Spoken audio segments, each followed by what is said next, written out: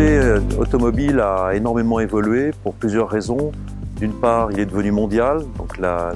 diversité des plaques géographiques auxquelles on adresse des véhicules s'est élargie. Et ensuite, les attentes clients sont extrêmement diversifiées. Donc on ne peut plus simplement proposer un véhicule unique à des clients, il faut les particulariser, être au plus près de leurs attentes, ce qui évidemment rend la conception des véhicules beaucoup plus complexe. Et de ce point de vue-là, la simulation numérique et la description virtuelle des véhicules est une aide indispensable pour maîtriser cette complexité.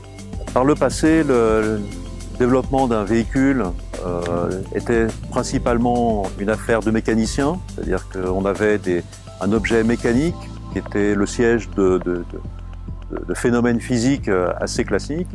puis l'introduction des systèmes de contrôle électroniques qui embarquent même des logiciels a rendu évidemment cet ensemble-là beaucoup plus difficile et complexe, puisque on vient à la fois coupler des phénomènes physiques, mécanique des fluides, thermiques, avec un dispositif qui agit, qui prend des informations à différents endroits sous forme de capteurs, qui réinjecte des actions sous forme d'actionneurs, et avec une logique qui est encapsulée dans des softwares. Au cours du développement d'un véhicule ou d'un objet complexe comme un système ou un moteur, on est amené à combiner différents modèles qui représentent les différents composants de cet objet complexe. Donc on a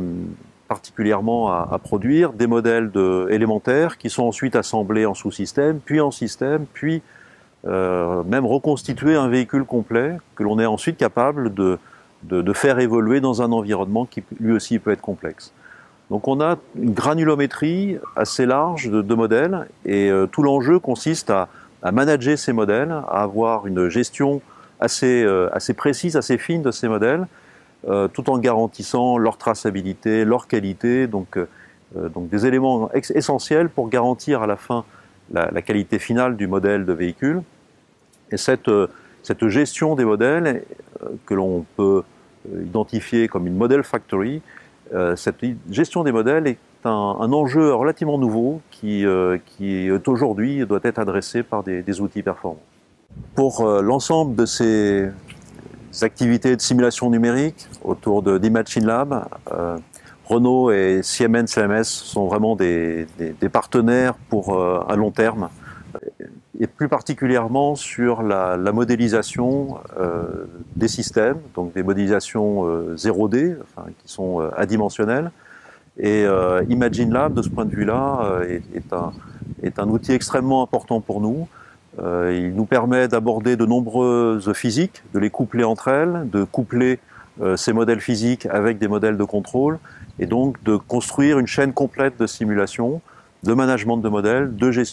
d'assemblage de modèles, puis ensuite d'évaluation donc dans toutes les phases du cycle, que ce soit dans les phases amont de préconception, dans les phases de conception elle-même, d'optimisation, puis ensuite dans les phases de validation, particulièrement lorsque on prépare la venue des véhicules ou des moteurs au banc pour les validations finales.